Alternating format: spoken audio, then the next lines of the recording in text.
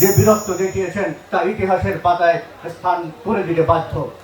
আপনাদের কাছে জাতির আশা অনেক, আপনাদের কাছে আমাদের প্রত্যাশা অনেক বেশি।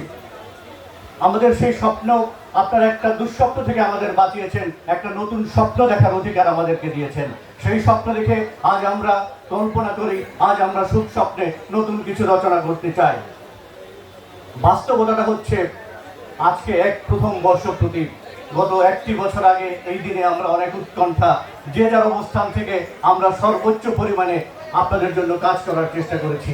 এখানে আমি সবাইকে হয়তো চিনি না, আপনি দেখবেন আমাদের সম্মানিত পুলিশ কমিশনার স্যার, আমাদের রেঞ্জ ডিআইজি স্যার, আমরা একত্রে 5 তারিখের আগে 5 তারিখের পরে যে কাজগুলো করেছি সেই কাজগুলো হয়তো ইতিহাসের পাতায় বা আপনাদের কাছে কখনো এটা হয়তো প্রকাশিত হবে না, কিন্তু আমরা জানি কতটা দায়িত্ব নিয়ে, কতটা ঝুঁকি নিয়ে আমাদের কাজ করতে হয়েছে। আমাদের জীবনের ঝুঁকি ছিল।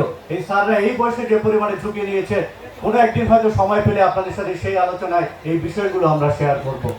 অনেক বেশি ষড়যন্ত্র ছিল, অনেক বেশি যে পরিকল্পনা ছিল।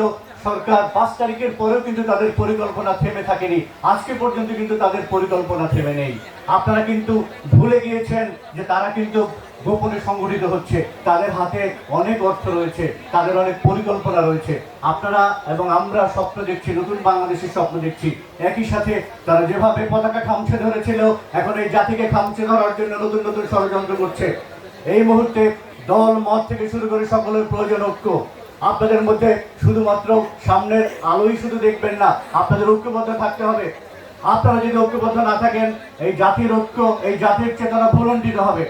আমি চাই দলমত যে যেখানে রয়েছেন আপনারা একতাবদ্ধ হন, এই জাতিকে সামনের দিকে এগিয়ে নেওয়ার জন্য যে প্রত্যয় 5 তারিখের আগে আপনারা করেছিলেন, সেই প্রত্যয় নিয়ে সামনের দিকে এগিয়ে যান। শত্রুরা কিন্তু আবার আসার জন্য প্রস্তুতি নিচ্ছে। মনে করতে হবে এইটা তাদের সাইবার ওয়ারফেয়ারের একটা অংশ। এই অংশকে আপনাদের প্রতিহত করতে হবে। আপনারা আপনার ভাইকে কখনো ভুল বুঝবেন না। একত্রে কাঁধে কাঁধ মিলে যারা যুদ্ধ করেছেন তারা আজীবন ঐক্যবদ্ধ থাকবেন, কেউ আপনাদের পরাজিত করতে পারবে না। আপনারা যদি ঐক্যবদ্ধ না থাকেন, আপনাদের কেউ রক্ষা করতে পারবে না। আপনাদের সাথে সাথে প্রশাসনে আমরা যারা রয়েছি, আমরাও কিন্তু আপনাদের মধ্যে একই পরিণতি বরণ করতে হবে। আপনাদের আমার পরিণতি যদি আপনারা সঠিক চান, দেশকে যদি স্বাধীন সার্বভৌম বাংলাদেশ হিসেবে প্রতিষ্ঠা করতে চান, যদি ভবিষ্যৎ আক্রমণ থেকে মুক্ত করতে চান, অতএব আপনাকে ঐক্যবদ্ধ হতে হবে।